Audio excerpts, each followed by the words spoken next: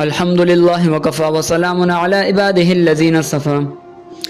حدیث نبی قال النبی صلی اللہ علیہ وسلم المجالس بالامانۃ، رسول اللہ صلی اللہ علیہ وآلہ وسلم نے فرمایا مجالس امانت کے ساتھ وابستہ ہیں۔ اس حدیث میں مجلس کے آداب میں سے یہ بیان فرمایا گیا کہ مجلس کی تمام باتیں مصلحت اور اصحاب مجلس کی اجازت کے بغیر دوسروں سے اس کا اظہار کرنا نہیں چاہیے۔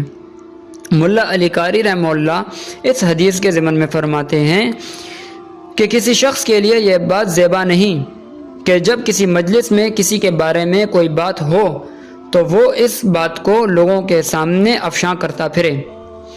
ہاں، 3 مجلسوں کی باتوں کو افشاں کرنے کی اجازت ہے، جیسے کہ نمبر 1، جس میں کسی کے ناحق قتل کی بات ہو رہی ہو۔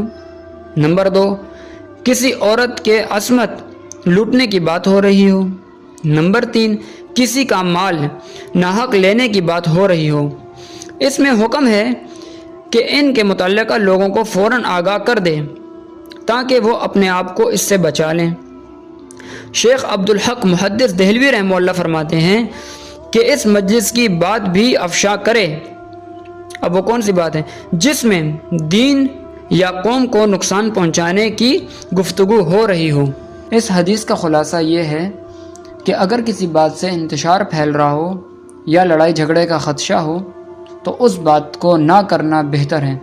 وآخر الدعوانا ان الحمد للہ رب العالمین۔